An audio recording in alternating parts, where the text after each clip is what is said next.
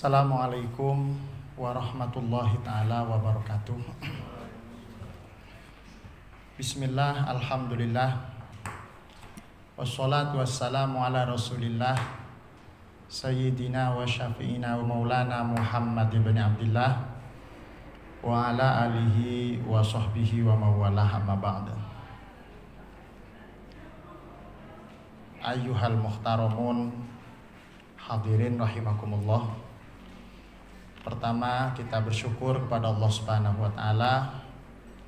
Alhamdulillah, di siang setengah sore ini kita berkesempatan untuk bersilaturahmi dalam acara bimbingan teknis pegiat anti narkoba yang diadakan oleh BNNK Kabupaten Cianjur. Tentu ini merupakan satu acara yang sangat mulia. Teriring sholawat beserta salam Allah, mari kita sama-sama sanjungkan kepada junjungan Nabi kita, Nabi Muhammad Sallallahu Alaihi Wasallam. Para bapak sekalian, ibu yang dimuliakan Allah, berbicara tentang narkoba, ini adalah sesuatu ancaman yang sebetulnya menjadi bagian daripada perhatian agama. Kenapa demikian? Dikarenakan narkoba ini adalah salah satu yang bisa merusak dan bertabrakan terhadap maqasidus syariah, yaitu tujuan agama. Maklum kita ketahui bahwa salah satu daripada tujuan agama itu, sebagaimana disampaikan oleh Imam Jalaluddin Ar-Rumi, beliau mengatakan setidak-tidaknya maqasidus syariah atau tujuan-tujuan agama itu ada 4. Yang pertama adalah hifdzun nasli, yaitu menjaga dan melindungi keturunan.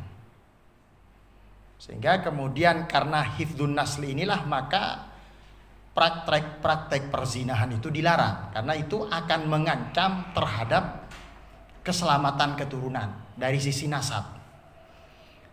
Yang kedua, salah satu daripada tujuan daripada agama adalah hifdzul mali, yaitu menjaga harta.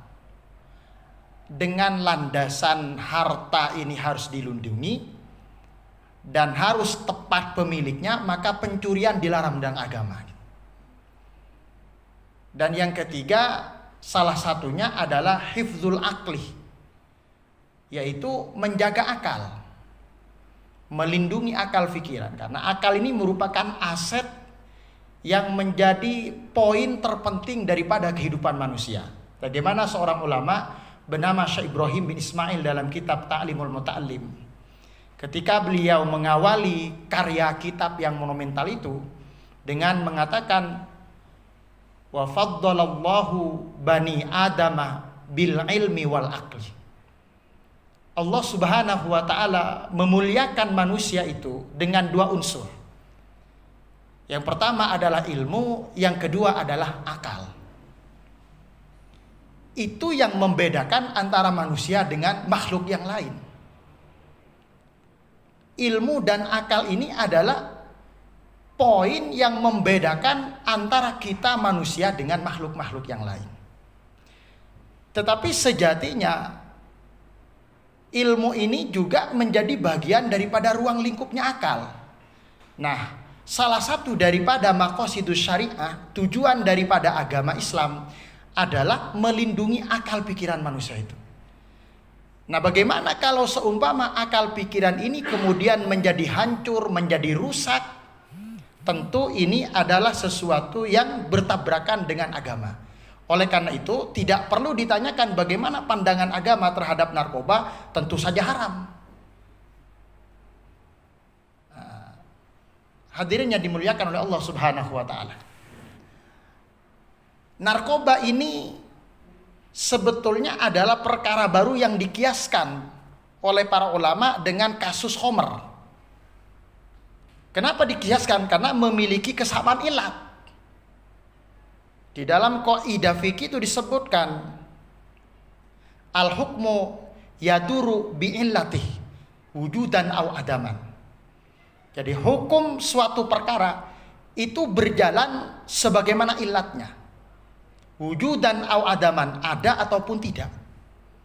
Dikarenakan karena narkoba ini, narkotika, fisikotropika, lalu kemudian obat-obatan terlarang ini, ada unsur illat di situ adalah memabukkan, ada unsur illat di situ adalah membuat orang teler.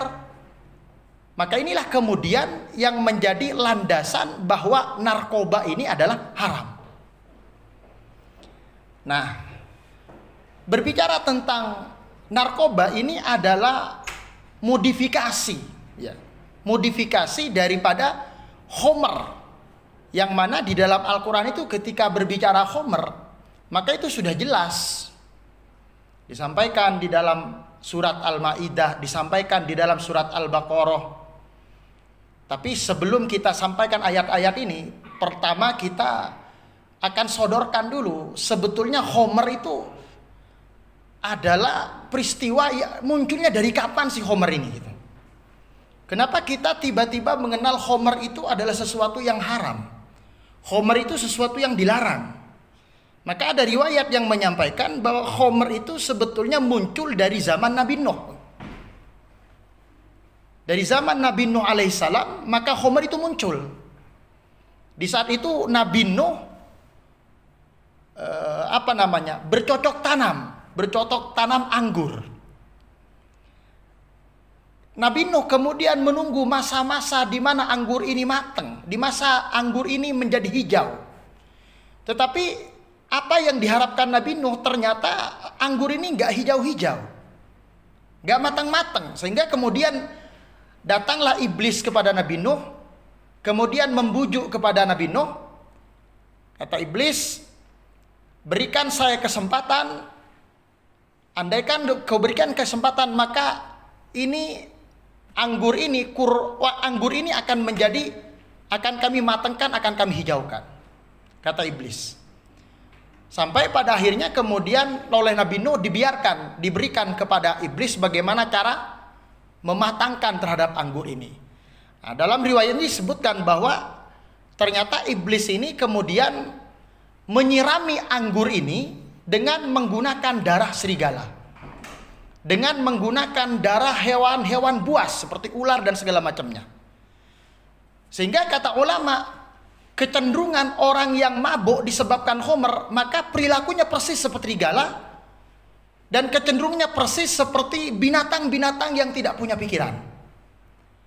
Nah, ini adalah merupakan historis awal munculnya daripada Homer itu sendiri. Ini yang pertama. Yang kedua, kemudian masalah Homer ini, dahulu Homer ini memang sempat diperbolehkan karena tidak ada dalam sudut pandang syariat dahulu di zaman jahiliyah. Sampai ketika kemudian Islam ketika awal-awal Islam, Homer ini pun juga masih belum dilarang.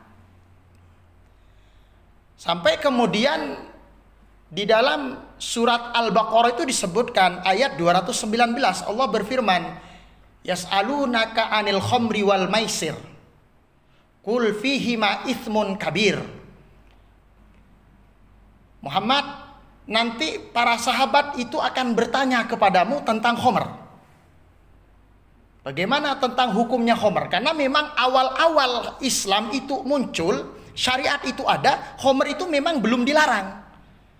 Karena itu tradisi peninggalan zaman jahiliyah. Ikhwan yang dimuliakan oleh Allah Subhanahu wa taala. Setelah itu kemudian orang pada saat itu biasa minum Homer. Biasa mereka mabok. Sampai pada akhirnya sebelum mereka sholat pun mereka masih bisa mabok gitu. Sampai kemudian para sahabat bertanya kepada Rasulullah, bagaimana pandangan syariat tentang Homer? Maka ketika sahabat bertanya kepada Rasulullah tentang Homer ini, Barulah kemudian turun ayat Al-Quran, la taqrabus shalah, la taqrabus shalah wa antum sukara. Jadi awalnya kemudian pelarangan khamr itu tidak langsung, tetapi melalui proses. Bagaimana ketika Rasul ditanyakan oleh sahabat, bagaimana pandangan engkau ya Rasulullah tentang khamr? Maka langsung turun ayat setelah itu, la taqrabus shalah wa antum sukara. Kata Allah, jangan sekali-kali engkau mendekati sholat, jangan sekali engkau melakukan sholat wa antum sukara, dan engkau masih dalam keadaan mabuk. Jadi pertama kali khamr itu dilarang ketika sholat. Adapun sebelum sholat masih belum ada ketegasan pelarangan tentang khamr tersebut. Akhirnya kemudian para sahabat itu bertanya lagi kepada Rasulullah, ya Rasulullah, kami itu tidak menggunakan khamr setiap saat. Sesekali bolehkah? Bisakah kita sekali-kali menggunakan khamr? Bagaimana kemudian Allah Subhanahu wa taala berfirman di dalam Al-Qur'an, ya ayyuhalladzina amanu innamal khamru wal maisir wal ansabu wal azlam rijsum min amali syaitan fajatanibuhu la'allakum tuflihun, kata Allah Subhanahu wa taala. Setelah turun ayat ini, wahai orang-orang yang beriman, sesungguhnya khamr, berjudi, berkurban untuk berhala, lalu kemudian mengundi nasib untuk berjudi, maka itu adalah rijsum min amali syaitan. Itu adalah sesuatu yang buruk daripada pekerjaan-pekerjaan setan. Fajatanibuhu, maka jauhi khamr ini, la'allakum tuflihun, mudah-mudahan dengan menjauhi khamr, dengan menjauhi judi, dengan menjauhi persembahan kepada berhala, maka engkau akan menjadi orang sukses di dunia dan akhirat. Ikhwannya dimuliakan oleh Allah Subhanahu wa taala. Maka setelah turunnya surat Al-Maidah ini, maka seketika kemudian di situ ditegaskan, semenjak itulah yang namanya khamr haram. Qaliluhu au kathiruhu, baik itu yang sedikit haram, apalagi yang banyak. Baik yang memabukkan haram, apalagi baik yang tidak memabukkan, apalagi yang memabukkan. Yang namanya khamr, maka itu hukum haram. Ikhwan yang dimuliakan oleh Allah Subhanahu wa taala. Nah, tidak jauh berbeda dengan khamr ini adalah narkotika. Karena narkotika ini adalah wujud-wujud inovasi yang muncul setelah khamr itu.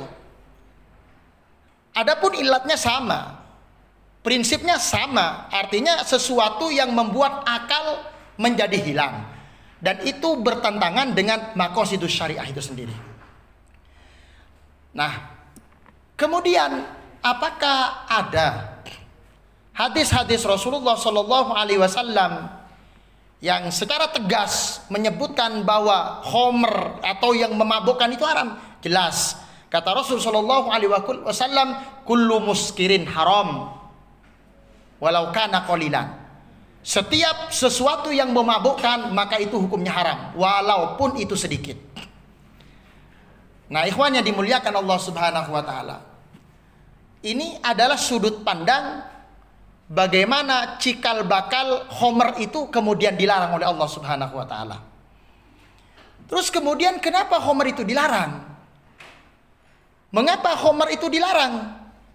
Tentu saja karena khamr ini adalah bertabrakan dengan tujuan syariat.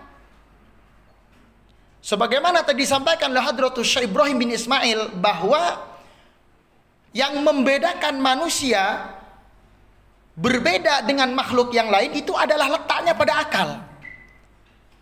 Lalu kemudian akal itu menjadi rusak gara-gara khamr, maka inilah yang menjadi penyebab khamr itu dilarang. Dan begitu banyak hadis-hadis Rasulullah Shallallahu Alaihi Wasallam yang menjelaskan tentang larangan-larangan khamr ini. Bahkan Rasulullah Shallallahu Alaihi Wasallam bersabda, la tajlis alal ma'idah tushrabu fiha al khamru, kata Rasulullah. Jangan sekali-kali engkau duduk berkumpul dengan orang yang di situ dihidangkan minuman-minuman khamr. Bahkan kata Rasul Shallallahu Alaihi Wasallam, wa minal kabair bagian daripada dosa besar itu adalah khamr atau perkara yang memabukkan. Nah, kemudian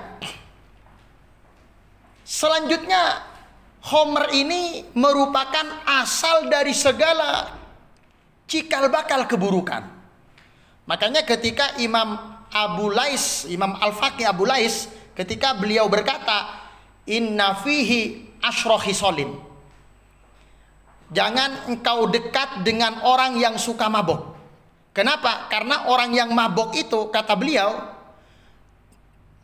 akan gampang jatuh kepada 10 perkara. Jadi orang-orang yang mabok itu akan jatuh kepada 10 perkara. Apa perkara yang pertama? Dan perkara ini semuanya yang 10 ini adalah perkara yang hina. Apa yang pertama? Perkara yang pertama adalah ayyasiro manzilatal majnun.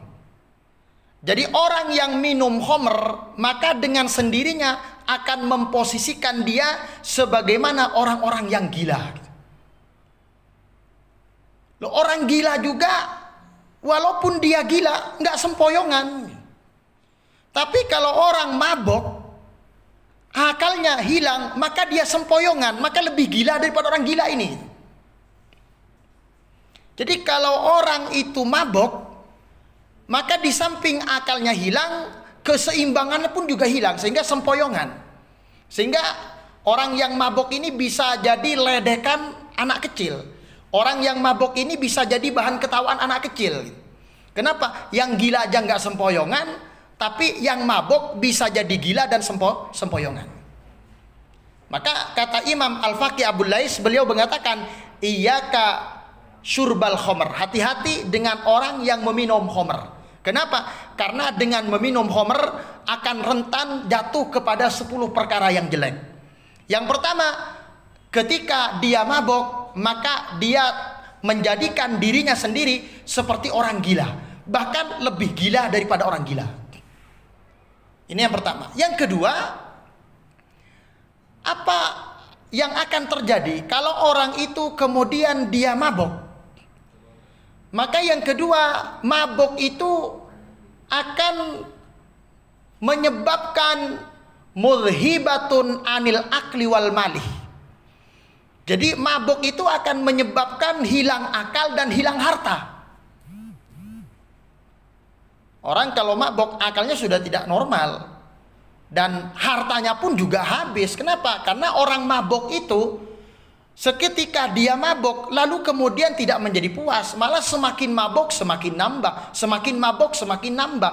Dia hilang keseimbangan berpikir, akhirnya kemudian hartanya sudah tidak terhitung berapa yang habis gara-gara mabok.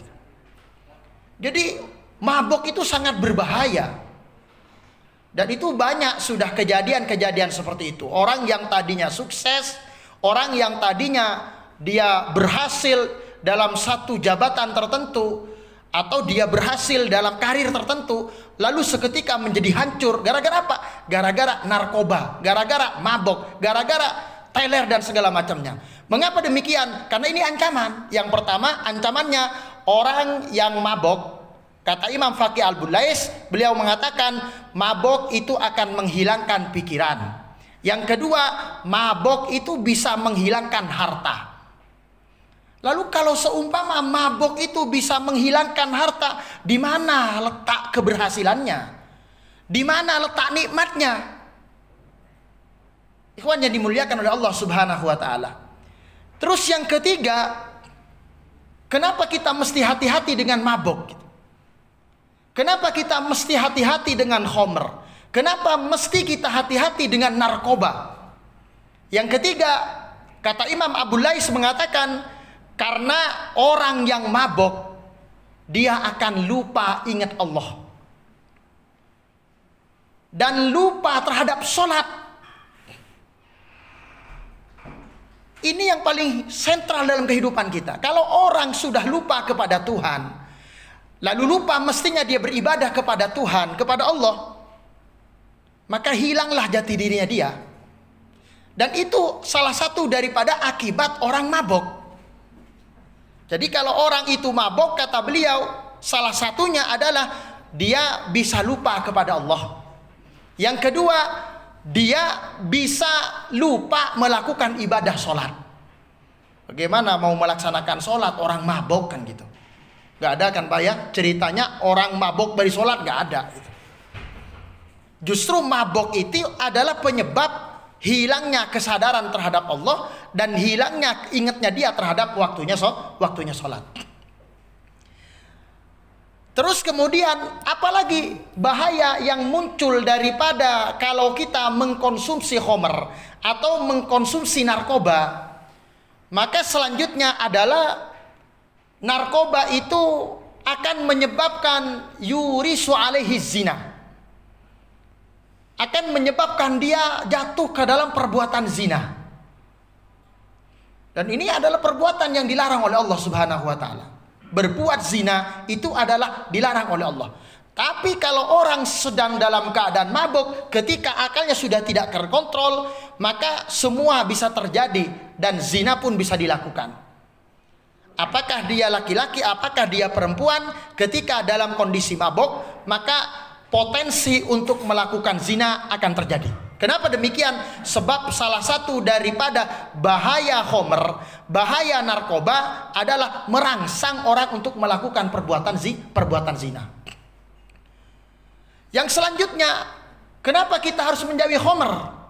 Yang selanjutnya disebutkan oleh Imam Abu Lais, dikatakan orang kalau sudah mabuk, maka dengan mabuk itu adalah aslu kulli syarrin. Mabuk itu menjadi asal dari setiap kejelekan-kejelekan, asal dari setiap perbuatan dosa. Dulu ada riwayat ketika diceritakan oleh Imam Nawawi di dalam kitabnya, beliau mengatakan di dalam kitab Durratun Nasin itu beliau katakan bagaimana beliau mengutip seorang ulama besar bernama Barsiso. Jadi seorang ulama besar ini Barsiso, dia 200 tahun dia ahli ibadah dan gak pernah berbuat maksiat. Dalam riwayat disebutkan Barsiso ini dia beribadah selama 220 tahun, dia tidak pernah berbuat dosa sedikit pun. Tetapi kemudian akhirnya dia menjadi hancur. Penyebabnya apa? Disebabkan karena dia mengkonsumsi khamr itu tadi. Walhasil riwayatnya bagaimana ketika Barsiso ini beribadah di masjid, dia melakukan ibadah di masjid, tiba-tiba datang iblis yang menyerupai manusia. Lalu iblis ini kemudian dia menandingi kehebatan ibadahnya Barsiso. Karena iblis dia tidak butuh makan, dia tidak butuh minum, sedangkan Barsiso ini adalah manusia biasa. Maka ada kalanya lapar, ada kalanya ke WC, iblis gak turun-turun dari masjid gitu. Akhirnya Barsiso ini kaget dan kagum gitu. Ini orang hebat ini. Saya berulang-ulang keluar masjid, dia berhari-hari gak turun masjid. Hebat ini, dia lebih hebat dari saya. Makanya Barsiso ini kemudian penasaran. Hingga kemudian tergerak untuk berbicara dengan iblis yang menyamar sebagai manusia ini. Kata Barsiso, wahai Anda Kisanak, Anda ini hebat betul. Anda ini luar biasa. Tak turun-turun dari masjid, sholat terus gak berhenti-henti. Kirangan apa yang membuat Anda sehebat ini? Kata iblis, kalau Anda pengen tahu, maka sesungguhnya yang membuat saya tidak berhenti beribadah itu karena penyesalan saya terhadap dosa saya. Terus memang apa yang kamu perbuat dosa-dosanya? Ya banyak dosa-dosa saya. Makanya dosa itulah yang menggerakkan saya hingga saya tidak berhenti melakukan ibadah. Kata iblis yang menyamar menjadi manusia. Loh, saya ingin nasihat daripada Anda. Apa kiranya yang harus saya lakukan, kata Barsiso, sekiranya saya bisa seperti Anda, bahkan melebihi Anda. Kata iblis yang menyamar manusia ini, bisa. Anda akan melebihi saya, Anda akan menyamai saya, dengan catatan Anda harus berbuat dosa dulu. Sebab kalau Anda tidak berbuat dosa, maka tidak ada pendorong untuk melakukan ibadah. Makanya Anda harus berbuat dosa, kata iblis kepada Barsiso. Sampai pada akhirnya kemudian Barsiso ini bertanya, baik kalau begitu dosa apa yang mesti saya lakukan? Kalau Anda ingin melakukan dosa yang sekiranya dengan Anda lakukan, maka Anda akan semakin kencang ibadah. Apa? Anda sembah saya. Jangan, kata Barsiso. Jangan, kata Barsiso, karena itu kan dosa besar banget itu. Ya sudah, kalau begitu Anda bunuh aja orang. Itu juga dosa besar, saya nggak mau. Ya udah kalau begitu berzina. Enggak mau saya berzina. Yang kecil lah, dosa apa kira-kiranya yang nanti saya kalau melakukannya maka saya akan bisa seperti Anda, bahkan melebihi Anda. Lalu kemudian kata iblis berbisik kepada Barsiso ini, begini aja caranya, kalau Anda tidak mau menyembah saya, kalau Anda tidak mau membunuh, kalau Anda tidak mau berzina, maka caranya gini aja, Anda datang ke warung sana. Di sana ada perempuan yang buka warung untuk minuman keras, yaitu khamr.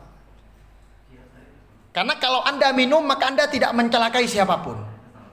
Akhirnya Barsiso itu mikir, oh iya ya, boleh juga nih khamr nih. Sampai pada akhirnya kemudian Barsiso ini mendatangi warung yang disunjukkan oleh iblis itu. Setelah sampai di warung itu, maka Barsiso memesan kepada perempuan yang menjual khamr itu. Lalu kemudian Barsiso menuangkan ke dalam gelas, lalu diminum itu. Diminum itu khamr, diminum. Dan itulah yang terjadi. Makanya kemudian Imam Abu Lais mengatakan, wal khamru aslu kulli syarrin, bahwa khamr itu merupakan dasar awal dari setiap keburukan dan kejelekan. Dasar awal dari setiap kemaksiatan, maka itu khamr. Akhirnya kemudian Barsiso ini meminum. Setelah diminum, dan ternyata Barsiso ini kemudian mabok. Karena orang yang mabok itu sudah hilang keseimbangan, hilang kenormalan dalam berpikir. Akhirnya kemudian Barsiso ini memperkosa perempuan pemilik warung itu. Setelah kemudian melakukan perzinahan, akhirnya kemudian Barsiso ini ketahuan oleh suami perempuan yang menjadi pemilik warung ini. Akhirnya karena ketahuan, sampai pada akhirnya Barsiso ini kemudian dibunuh oleh suami dari perempuan yang pemilik warung khamr ini. Nah, dari sini kita kemudian bisa faham bahwa khamr memang tidak seperti syirik. Khamr memang tidak seperti berzina. Khamr memang tidak seperti membunuh. Tapi semua kegiatan-kegiatan dosa, semua perbuatan-perbuatan maksiat bisa terjadi diawali dengan minum khamr, atau bisa terjadi diawali dengan masuk ke dalam perangkap narkoba. Oleh karena itulah maka mesti iyyaka wa syurbal khamr. Hati-hati dan jauhi khamr ini. Jauhi narkoba ini kalau kita ingin selamat, kalau kita ingin sukses. Sebagaimana firman Allah dalam surat Al-Maidah, ya ayyuhalladzina amanu innamal khamru wal maisir wal ansabu wal azlam rijsum min amali syaiton fajatanibuhu la'allakum tuflihun. Kata Allah, wahai orang-orang yang beriman, sungguhlah khamr, berjudi, berkurban demi berhala, lalu kemudian mengendu nasib dengan busur, maka itu adalah perangkap-perangkap iblis, perangkap-perangkap setan. Jauhi. Mudah-mudahan dengan menjauhinya kita akan menjadi orang yang sukses, menjadi orang yang berhasil, menjadi orang yang untung fid dunya wal akhirah. Ikhwan yang dimuliakan oleh Allah Subhanahu wa taala, itulah sampaian-sampaian materi. Selanjutnya barangkali ada yang ingin didiskusikan, mangga kami berikan kesempatan untuk para bapak sekalian berdiskusi tentang masalah khamr ini.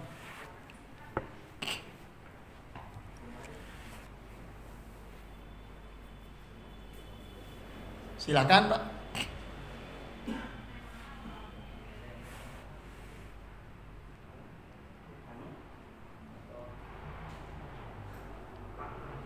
Baik. Yang tadi, Pak, yang 12 tujuan agama kan baru 3 ya. Satu lagi apa, Pak? Baik. Di dalam itu tadi disampaikan bahwa salah satu daripada tujuan agama ini Salah satunya adalah hifdzun nafsi, menjaga jiwa. Kemudian hifdzul asli, menjaga keturunan. Hifdzul akli, menjaga akal. Dan hifdzul mali, menjaga harta. Yang tadi kita tidak sebutkan adalah hifdzun nasli, hifdzun nafsi, ya, menjaga jiwa kita. Oleh karenanya maka agama melarang orang itu membunuh. Kenapa? Karena jiwa itu merupakan perkara yang mesti dilindungi dalam beragama. Agama melarang mencuri karena harta itu menjadi bagian daripada hal yang dijaga oleh agama. Dilarang untuk berzina. Kenapa? Karena anak keturunan itu menjadi bagian daripada yang harus dilindungi dalam agama. Dan dilarang mabok, dilarang narkoba. Kenapa? Karena mabok itu akan merusak pikiran, merusak akal. Dan akal itulah yang menjadi perhatian yang mesti dijaga dalam agama. Kira-kira seperti itu. Baik, selanjutnya Pak, kalau ada lagi. Tadi kita dikasih waktu 30 menit untuk penyampaian materi. Selanjutnya beri ruang diskusi. Maka saya berikan kepada Bapak untuk berdiskusi. Ini nama Pak sing saar panjangnya Pak. Ini masalah implementasi narkoba sama Homer itu, karena kan pasti udah tahu bahwa itu haram dan halalnya. Ya, baik. Sebetulnya ada langkah-langkah yang harus kita tempuh. Bagaimana upaya kita untuk menghindari narkoba ini? Ya, artinya faktor-faktor yang harus kita tempuh untuk menghindari narkoba. Yang pertama sebagaimana yang disampaikan Rasulullah tadi. La tajlis minal ma'idah tushrabu fihal khamru, kata Rasul. Jangan engkau duduk bersama orang yang hidangannya adalah meminum khamr. Artinya bagaimana? Yang pertama dari hadis ini bisa kita simpulkan, pergaulan itu mesti dijaga. Karena kalau kita ngumpul dengan orang yang pecandu narkoba, maka secara tidak langsung kita telah mendaftarkan diri untuk menjadi bagian yang terlibat dalam narkoba tersebut. Nah, ini lingkungan ini sangat berpengaruh terhadap selamat atau tidaknya kita dalam kegiatan narkoba ini. Kalau kita ingin selamat kita dari narkoba, ya jangan sekali-kali berkumpul dengan mereka. Tapi jangan salahkan mereka kalau kita mau berkumpul dengan mereka. Karena dengan berkumpul dengan mereka, itu artinya kita telah mendaftarkan diri menjadi bagian daripada pengguna narkoba itu sendiri. Karena tadi hadisnya sudah jelas, Rasulullah mengatakan, jangan engkau duduk bersama orang yang hidangannya adalah khamr. Artinya kalau ada orang yang meminum khamr, Anda jauh, jangan dekat. Kalau ada orang yang punya kebiasaan narkoba, maka Anda menjauh, jangan mendekat. Kenapa? Dengan seperti itu Anda akan selamat. Itu yang pertama. Yang kedua, apa yang harus kita lakukan sebagai pencegahan kita agar kita tidak terjerumus dalam narkoba ini atau dalam khamr ini? Maka tentu saja kembali kepada ayat Al-Quran. Bagaimana Allah Subhanahu wa taala berfirman, "Alam taro kaifa daraballahu mathalan kalimatan thayyibatan kasyajaratin tsabitatin asluha tsabitah." Asluha tsabitun wa faruha fis sama. Kata Allah Subhanahu wa taala, "Alam taro kaifa?" Apakah engkau tidak melihat kaifa daraballahu mathalan? Bagaimana Allah Subhanahu wa taala mengumpamakan satu umpama, memberikan sebuah percontohan, kalimatan thayyibatan kasajaratin thayyibatin. Ada sebuah kalimat yang sangat bagus, asluha tsabitun, yang mana kalimat ini akarnya menancap ke perut bumi, wa far'uha fis sama, dan kemudian kalimat ini ujungnya menjulur ke langit. Jadi saking kuatnya ini kalimat ini. Dan itu kalimat adalah la ilaha illallah. Jadi kalimat tauhid ini adalah kalimat yang sangat kuat. Kenapa kuat? Karena kata Allah, akarnya menembus perut bumi, sedangkan dahannya menancap ke atas langit. wa far'uha fis sama.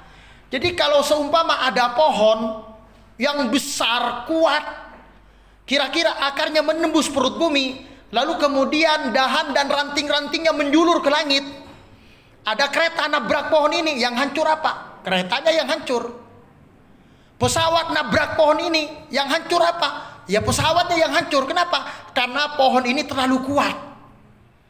Dan begitu indahnya Allah Subhanahu wa taala menggambarkan kalimat la ilaha illallah dengan gambaran bahwa kalimat itu persis seperti pohon yang besar, akarnya menembus perut bumi, lalu kemudian dahan dan ranting-rantingnya menjulur ke atas langit. Apabila ada sesuatu yang nabrak, yang hancur bukan pohon ini, tapi yang hancur adalah yang nabraknya. Pesawat nabrak, hancur dia pesawat. Kereta api nabrak, hancur dia kereta api. Apalagi yang nabrak cuma sedan, tambah hancur dia sedan. Nah, artinya bagaimana? Untuk menyelamatkan kita, membentengi kita agar kita tidak terjatuh dalam perbuatan narkoba ini, dalam kegiatan-kegiatan narkoba ini, maka perlu ditanamkan kalimat tauhid dalam hati kita. Tanamkan kalimat tauhid di dalam hati kita. Kenapa? Karena kalimat tauhid itu seperti pohon yang kuat. Walaupun budaya sekarang ini sedang hancur, tapi kalau dia kalimat tauhidnya kuat, maka budaya akan lewat. Walaupun pergaulannya sangat bebas, tapi kalau kalimat tauhidnya begitu kuat, maka budaya akan lewat. Walaupun gaya hidup kemudian sekarang ini hancur, kalau kalimat tauhid yang ada dalam hatinya kuat, maka budaya dan kehidupan bebas itu akan lewat dengan sendirinya, dan dia tidak akan terpengaruh dengan gaya bebas kehidupan apapun. Ikhwan yang dimuliakan oleh Allah Subhanahu wa taala. Itulah kenapa maka yang kedua, bagaimana cara membentengi agar kita tidak terjatuh dalam narkoba. Maka yang kedua adalah tanamkan kalimat tauhid dalam hati kita. Bagaimana cara menanamkan tauhid dalam hati kita? Ya harus kita taruh. Kita harus dekat dengan para ulama. Kita harus hadir dalam majelis-majelis ilmu. Atau kalau perlu, titipkan anak kita, masukkan ke dalam pesantren, masukkan ke dalam lembaga-lembaga pendidikan yang di situ akan digembleng tentang bagaimana menguatkan ketauhidan kita kepada Allah Subhanahu wa taala. Sesungguhnya ada dua perkara yang bisa menyebabkan orang terjerumus ke dalam narkoba. Salah satunya, yang pertama tadi adalah pergaulan. Oleh karena itulah, maka jangan duduk dan bergaul dengan orang-orang yang terlibat dalam narkoba ini. Yang ketiga, kuatkan keimanan kita kepada Allah. Tanamkan ketauhidan, karena tauhid itu seperti pohon yang besar, yang akarnya menembus perut bumi, lalu kemudian dahan dan ranting-rantingnya menjulur ke atas langit, dan itu sangat kuat. Sehingga serusak apapun budaya, serusak apapun pergaulan bebas, maka insya Allah dengan kuatnya iman dan tauhid kita akan terselamatkan dari semua itu. Ikhwan yang dimuliakan Allah Subhanahu wa taala, itu jawaban dari pertanyaan kedua. Apakah perlu sabar? Ya, memang perlu sabar. Karena menjalankan perintah agama memang salah satunya harus sabar. Kalau kita tidak sabar, tentu saja kita tidak akan bisa melaksanakan perintah agama. Karena sabar itu sebagaimana yang disampaikan oleh para ulama, setidaknya sabar itu ada 3. As-sabru 'alal musibah. Yang pertama, mesti sabar ketika kita kena musibah. Itu yang pertama. Yang kedua, as-sabru 'alal ibadah. Yang kedua, mesti sabar ketika melaksanakan ibadah. Orang sholat itu berat. Kecuali yang tidak berat itu adalah orang yang bersabar dan khusyuk.